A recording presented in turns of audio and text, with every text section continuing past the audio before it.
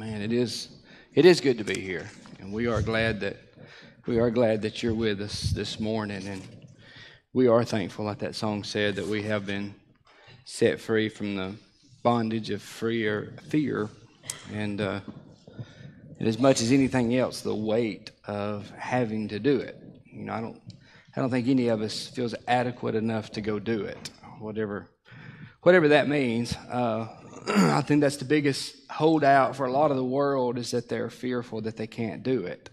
And, you know, in a lot of ways, that's what the freedom that we have is the freedom from having to try and go do it, whatever that looks like. Now, obviously, we do our best and we commit ourselves, and along the ways, of course, there's stumbling and reminders that we can't do it. But that's what grace and that's what this freedom is about. It's about reminding you that He did it for you so that you could, through faith, be a part of a relationship with Him through grace. And so the freedom that we experience is not the freedom from a desire or freedom from being broken. It's the freedom from the weight of having to go do it. You get to rest in Him. This morning, the title of the sermon is God is Working. There is we're going to start with I'm going to borrow out on Stu here. Let me start with the story. I've told y'all this story before. I'm fairly certain of it. Some of you may not have heard it. I know I've not gone into details with it. Some of you are very familiar with how I grew up. Some of you may not be. Let me just give you just a quick history real quick. I grew up, my daddy was a pastor, and for a number of years, but before he was a pastor, he was not a pastor. And you can interpret that any way you want to, but he was a long ways away from one. Probably didn't know any, truth be told, except for his uncle. But anyway, we were raised, it was relatively poor. I mean, I think a lot of people around us was a lot of the same. And, you know, Mom and Daddy fought sickness and poverty and each other, and just, you know, just to put food on the table and make ends meet. I can remember one day we were standing outside, Daddy and I were, and we were beside the little church that Daddy was pastoring. It was the first church that he had pastored. It's where Amy and I got married, and it's where Mom and Daddy got married, and my sister and brother-in-law, we all got married at this same little church there. And as a matter of fact, it was all of our first church to pastor as well. But anyway, we were standing outside there, and there was these two cars pulled up, and I guess I was around 12 or 13 at the time, something on that age. And there was these two cars that pulled up, and one of them was it was like a 79, maybe, something in that, maybe early 80s, Ford LTD, big old thing. And anyway, the guy got out of it. Went to our church there and gave Daddy the keys to it and told him that God had impressed upon him to give Daddy this car. So Daddy thanked the man, and and he got another car, and they left, and we hadn't been there. I mean, it hadn't been an hour, and my granddaddy pulls up with my mother, and Mama was getting off work. She worked at the courthouse during that time, and she got off at 5 o'clock and was headed home, and of course her car died on the side of the road, which wasn't that uncommon. It was uncommon to die to the point of where Daddy said, "I don't think we can fix this." And so that's where we were at that day. Granddaddy picked her up and brought her home, and all of this transpired in just a matter of a couple hours, it looked like. And I can remember our conversation that night. It wasn't around the dinner table, but we were sitting in the living room, and Daddy began talking about what God had done for us. And he began telling us what God had done for us. And, you know, and at that age, I would think anybody, for the most part, at 13 or 14, needs help understanding what God's doing. I mean, we need help understanding. There's so many things as a kid that's going on behind the scenes that you don't fully understand that the adults are taking care of. So you just kind of chalk some of it up to that. But that night, there was no debate, there was no questioning that God had provided this for us. And so we had a prayer of thanksgiving, and next morning, Mama got up in that big old yellow LTD and drove to work. And in that moment, stuck with me for a lot of different reasons. Number one, just the miracle of it, the timing of it was, looking back on it, was kind of captivating. In the moment, it didn't really mean a whole lot to me. I mean, Daddy always fixed something to get something going, so it didn't, other than Daddy saying, this is what happened. Now, it wasn't every day. Just because you grow up in a preacher's home, we don't walk around telling each other what God's doing. You know, I mean, every dinner table conversation is not about the wonders and glories of God. You know, every conversation in the living room is not a Bible study or a prayer meeting by any stretch of the imagination. So, but there were rare moments of where everything did kind of stop for just a minute for us to acknowledge what God was doing or what God had done. And most of the time when we would acknowledge that or would recognize it, most of the time it was after the fact. It wasn't in the middle of it.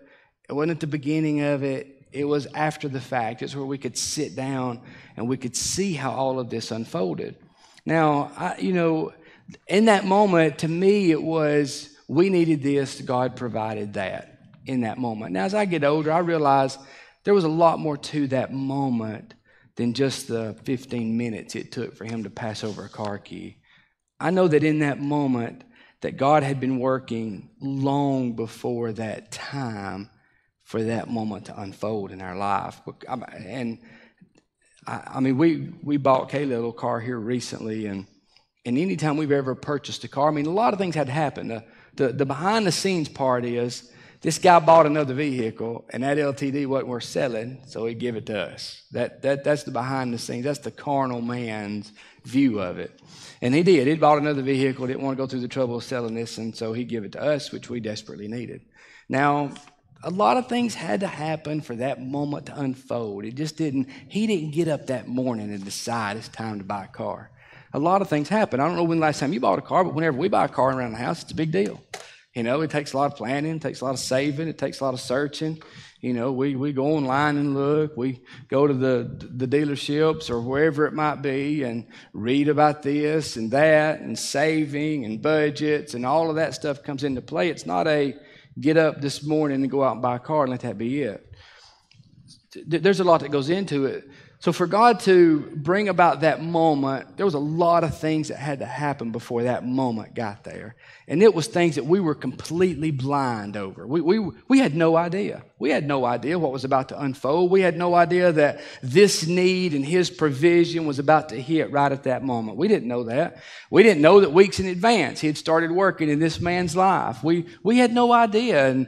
And there's so many instances like this throughout my life. I mean, as a child, I see it with my family. As a young adult and as an adult, I still see it with my family. I see these moments of great need, and God's provision seems like always meet at the same place.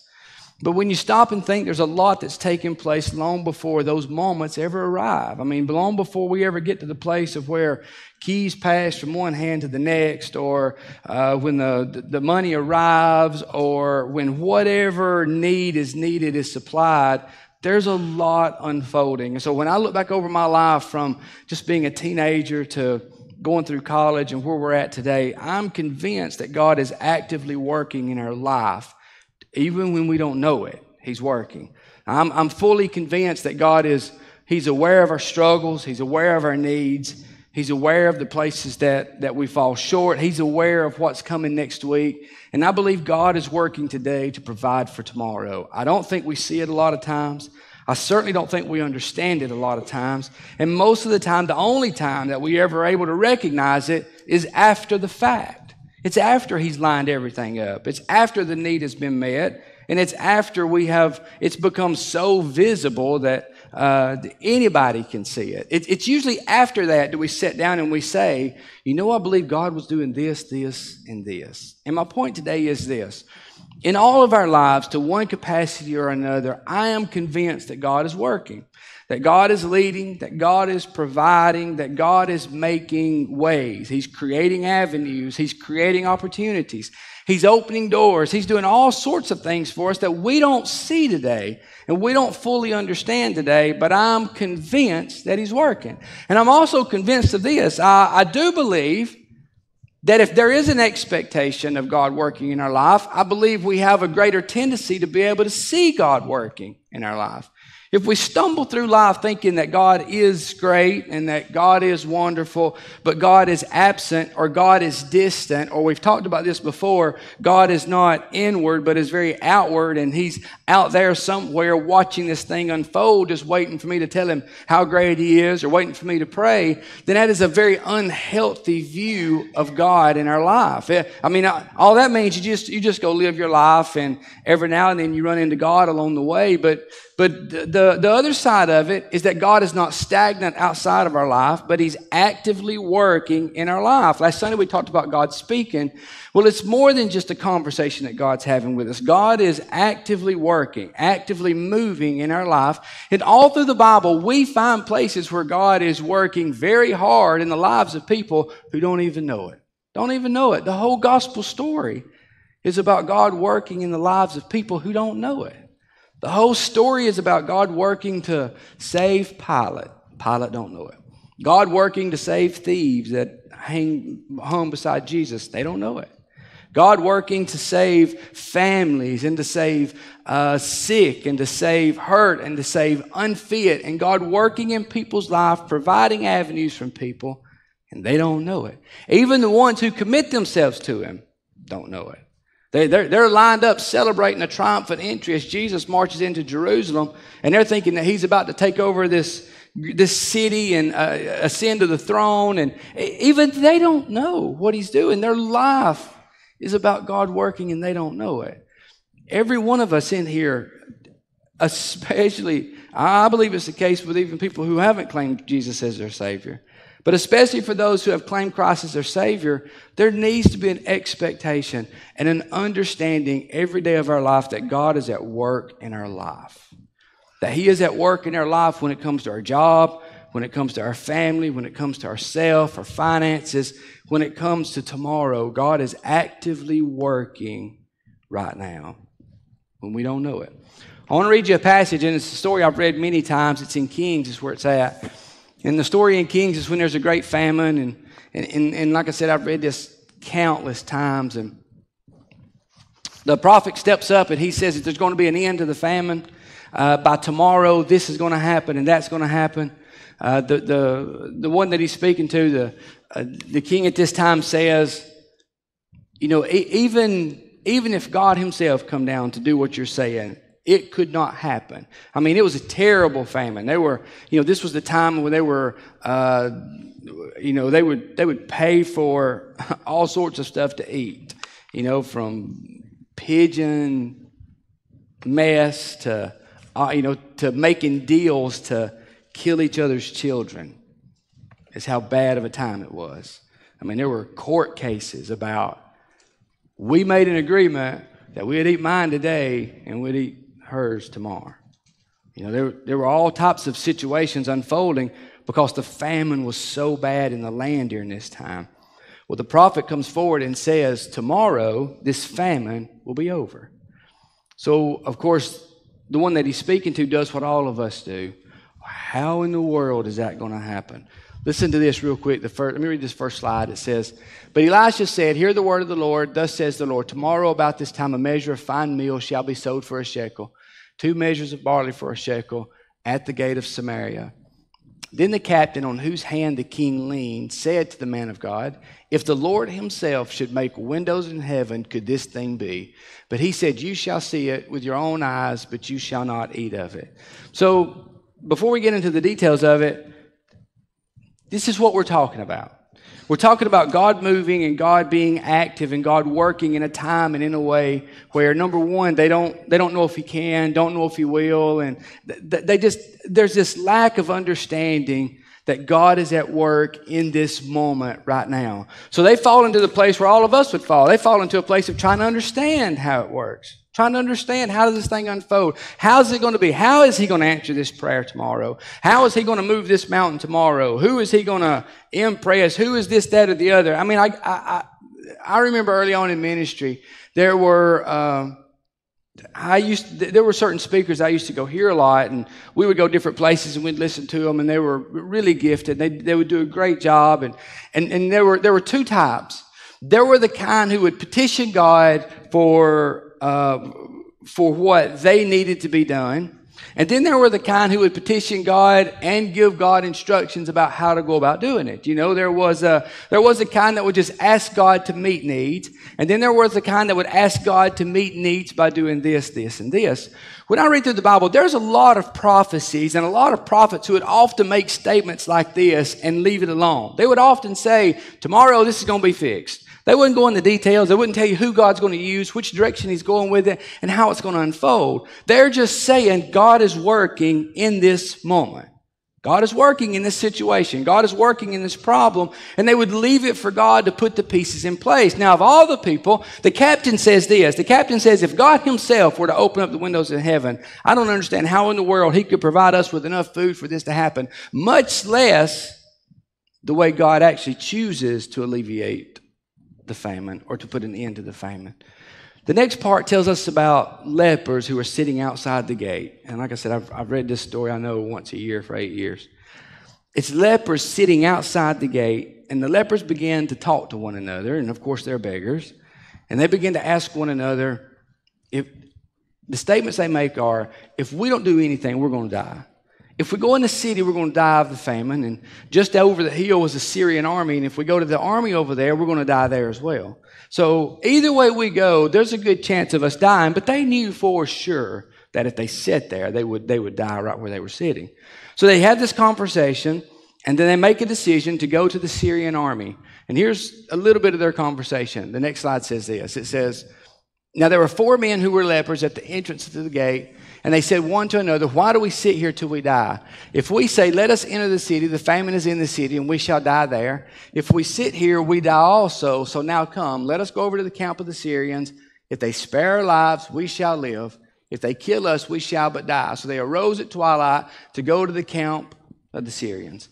As this story unfolds, the captain doesn't know how God's going to answer this prayer. He doesn't know how God's going to move. He doesn't know any of this, but God is moving. In 4 lepers, He impresses for them to go find this Syrian army who is left, and they come back and tell everybody. They go out and get the food, and the famine is over. Now, like I said, the things that stand out to me in this more than anything else is this. The most improbable people in the city, God uses to alleviate the problem. I don't think you can figure out how God is working, just to be honest. I don't.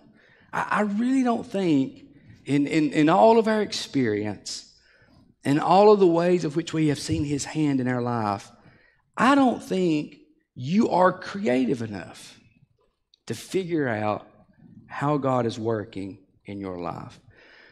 But over a period of time, surely, for those of you that have been raised understanding who God is or knowing God, there has got to come a time where you begin to expect God to work, right? Surely to goodness, over time, how many times have I watched it in my life?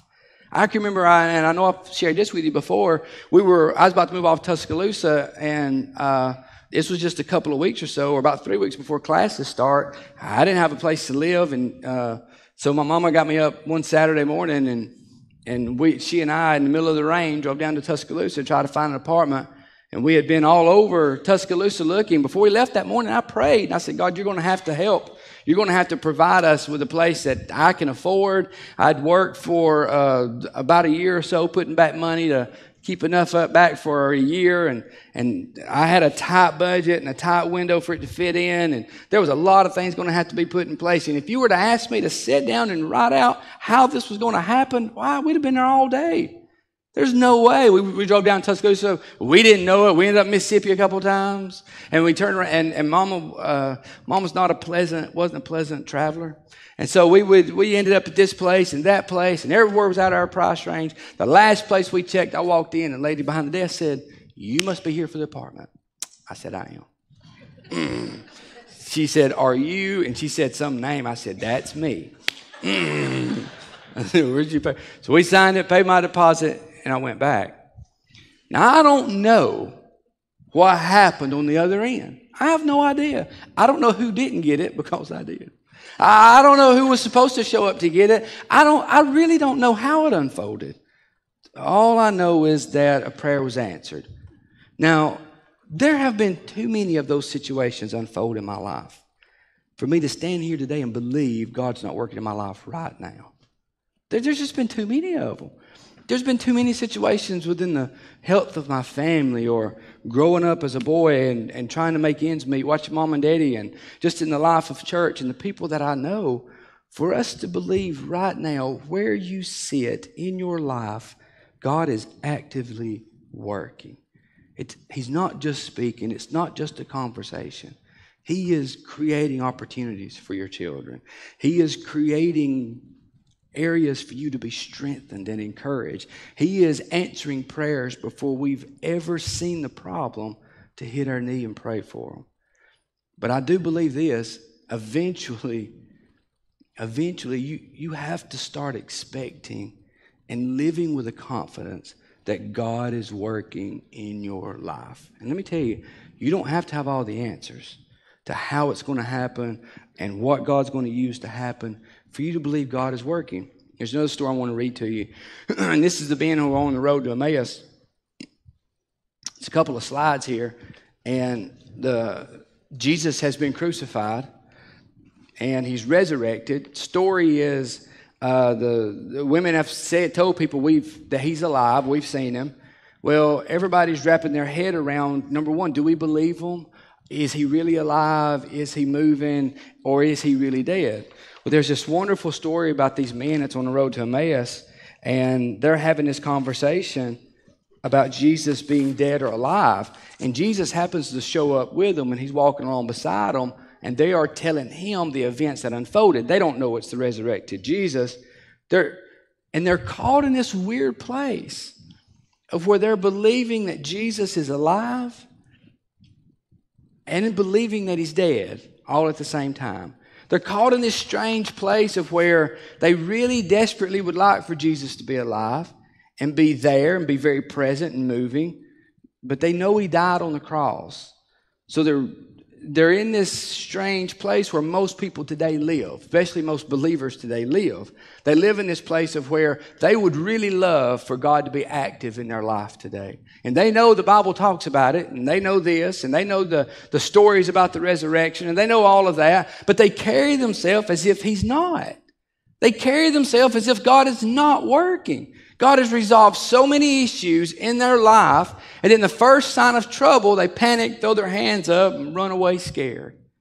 And he's answered countless prayers. He's fixed countless problems. He's always been there and always found a way to see them through. But at the first sign of trouble, they go into panic mode. And if they could rip their clothes and the Old Testament ways, the way some of them do, they act as if God's done nothing for them. They act as if he's never fixed a problem. They act as if he's never created a solution, as if he has never answered a prayer, and now they're stuck in that place.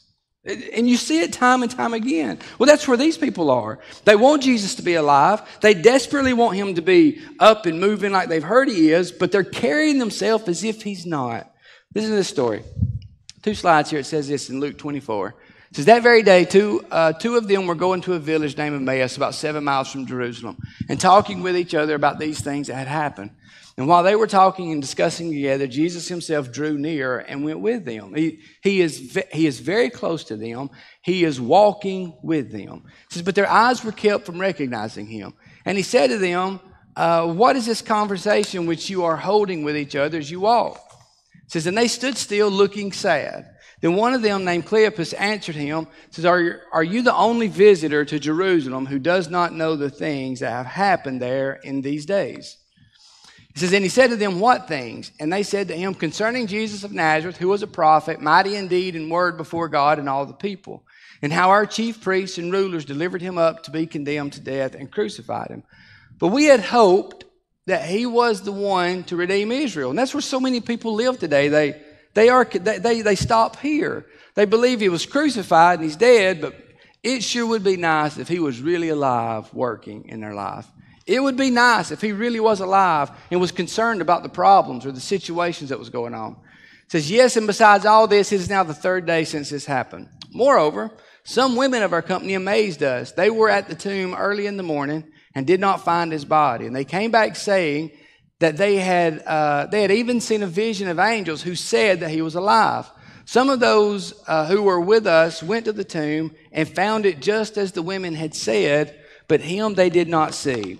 Now, it's a strange place because the Bible said that they were walking in sadness, but they had all the facts. They had all the details that he had died, and 30 days later he rose from the dead. They've been to the tomb. He's not there. Some had seen a vision of angels, and hear all these things. So they're caught between this place of really hoping and wanting this to be true, but they're living their life as if it's not true.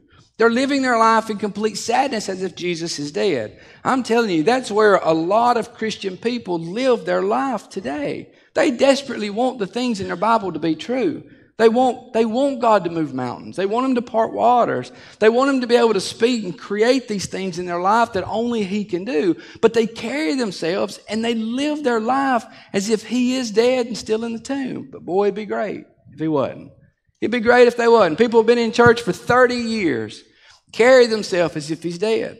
People have known him most of their life at this point. Carry themselves as if Jesus is not alive, as if he's not working, as if he's not present. No different than this. He is literally walking beside them, and they're carrying themselves as if he's dead. He's dead. There has to come a time where you've got to be convinced, or you are convinced, that Jesus is at work in our life, that God is at work in our life, in some capacity or another. Maybe to the point to where we actually start looking for his hand a little bit. We start looking for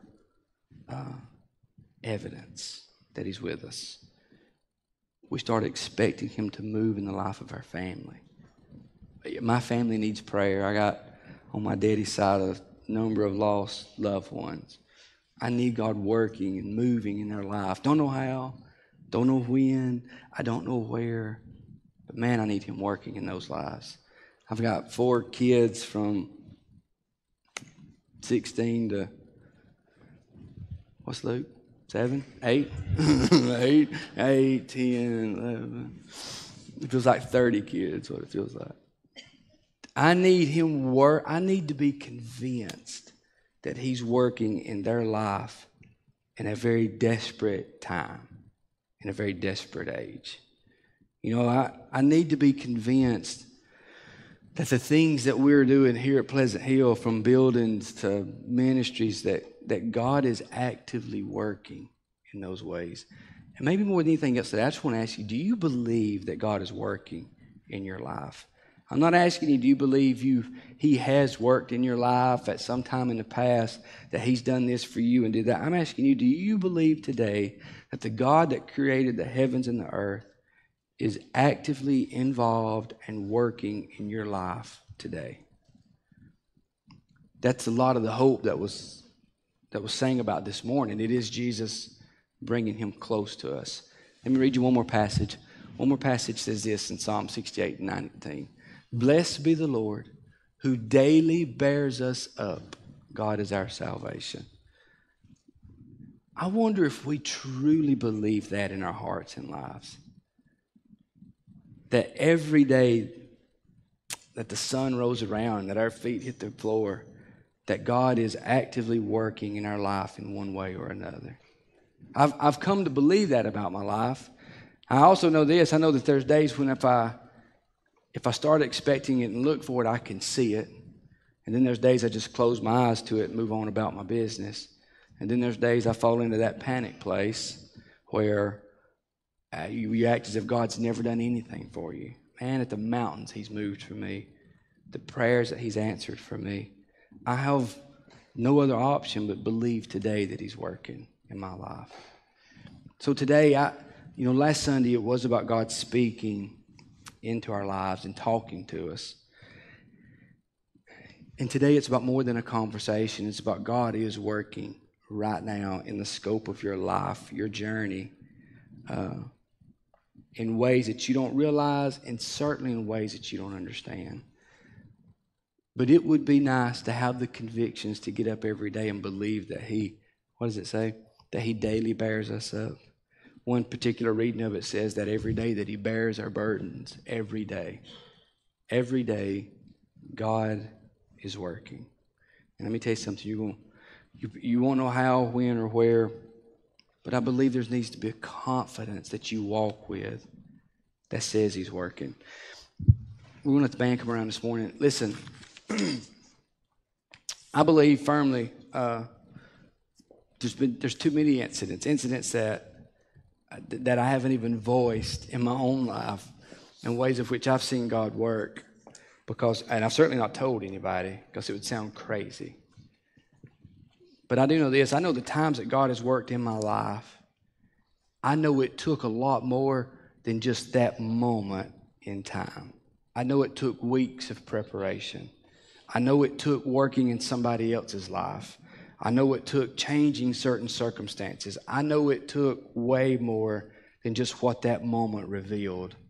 So I am convinced today, while I may not be needing that apartment today, or that car may not be dead on the side of the road at this moment, I am convinced that God is putting things in place for me today for whatever I deal with and whatever I face tomorrow. And I'll tell you one of the things it does for me, who is a kind of a recovering worrywart, is it settles the anxieties of life, knowing that the God that created everything loves me enough to be working my life today. So whatever's going on, or wherever you're at, or whatever you're dealing with this morning, you need to find comfort in knowing that the God that moves mountains, walks on water, and raises the dead is working in your life right now for what's to come. There needs to be some peace about that. There needs to be some comfort. There needs to be some consolation in your life to know that the one that can do it all is actively working. The captain of that we read earlier said, if God Himself were to do this, I don't know if He could. Well, the truth is, God is doing this. He is doing this. He feeds thousands with a little bit. Like I said, He moves mountains and heals the sick, and He raises the dead.